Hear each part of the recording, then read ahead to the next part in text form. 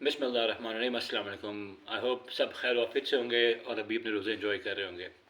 आप लोग भी सोचते होंगे कि जनाब ये एवरी सेकंड डे कैप्टनसी के टॉपिक के ऊपर डिस्कशन करता है और उसके बारे में अपना एक वीडियो अपलोड कर देता है। जनाब क्या करें, टॉपिक ही ऐसा है।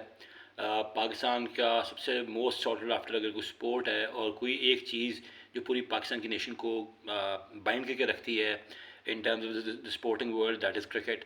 क्रिकेट जो है हमारा is just for like I am not gonna say but is just for like a very close thing to the heart, to the people's heart.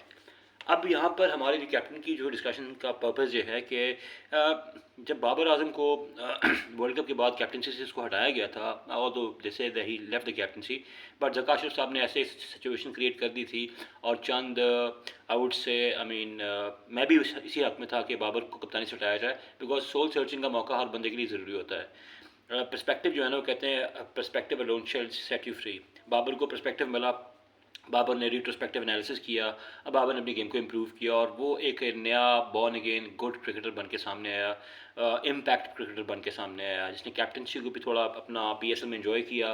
और even after living the captaincy Australia series में, New Zealand series में ही score the runs, PSL का top scorer बना। ये सारी बातें कहने का पर्पज़ यह था कि बाबर आजम को पता लगा कि उसकी एक्चुअल स्पोर्ट क्या है, उसकी एक्चुअल स्ट्रेंथ क्या है। इम्प्रोवाइजेशन भी उसने की, स्ट्राइक रेट को भी 140 प्लस पे लेके गया।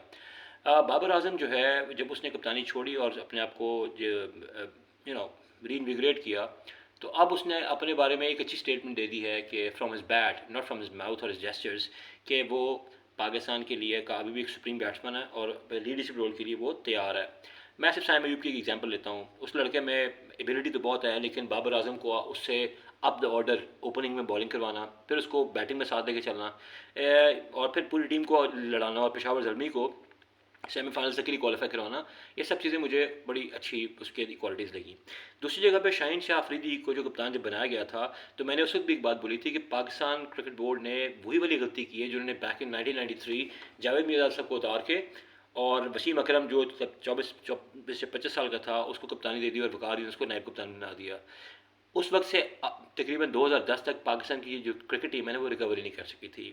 फ्यूड्स टायरेड हो गई, इन फाइटिंग बहुत इंटरेस्टिंग में हुई। वही चीज़ हमें ऑस्ट्रेलियन टूर और न्यूजीलैंड टूर में देखने को मिली। सो मच सो कि Shaheen Shah Afridi because not mature enough, उसका बैट पैच भी था, वो इंजरी से वापस आ रहा था, और उस बंदे को इतनी जल्दी कैप्टनसी के रोल में लाने में मैं ब्लेम करता हूँ शाहिद अफरीदी को directly. Shahid Afridi, you are to be blamed for bringing a bad name to Shaheen Afridi as well as a bad patch to him। और जहाँ तक वो लड़का अच्छा जा रहा था, उसकी सारी परफॉर्मेंस डाउन द ड्रेन चली गई। लाहौर कलंदर का भी इसमें बड़ा पार्ट था। एक और हमारे सरप्राइज क्रिकेटर हैं जो मेरे एक ज़माने बड़े फेवरेट बॉलर होते थे, आकिब भाई, आकिब जावेद साहब। इन सब ने मिलकर जो है ना ये सारा एक तबाही का जो है ना एक फार्मूला बनाया, और जिसके शिकार इवेंचुअली लोग खुद ही हो गए। अब बात हो रही है कि बाबर आजम के बारे में सिलेक्शन कमेटी जो है उन्होंने अपने दो नाम फाइनल कर दिए हैं, और दो नाम फाइनल करके जो भेजे हैं उसमें एक रिजवान का नाम है और एक बाबर आजम का नाम है। I think they need to stick together with with the decision.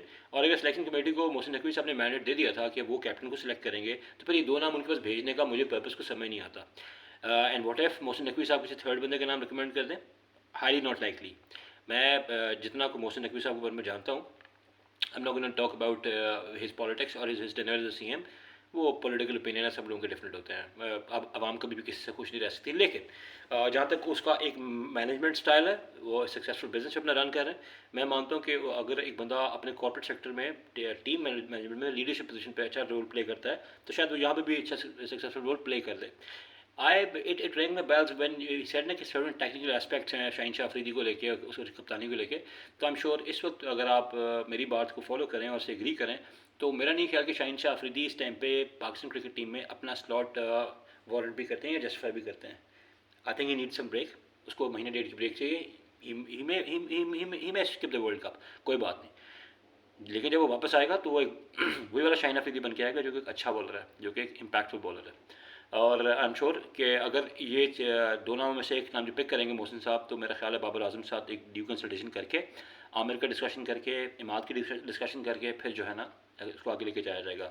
Mark my words on one thing, Babar का अनड्यू नवाज़ को सपोर्ट करना, अनड्यू शाहीन शाह के साथ प्रोसेस करना, मुझे याद 2 PSLs पहले शहनशाह अफरीदी का फटा हो गया था मोहम्मद आमिर के साथ ओवर मैच, जिसमें कि आमिर ने एक बड़ा प्यारा स्पेल किया था ओपनिंग ओवर में अगेंस्ट लाहौर कलंदर्स फ्रॉम, उसने कराची की तरफ से बॉलिंग की थी।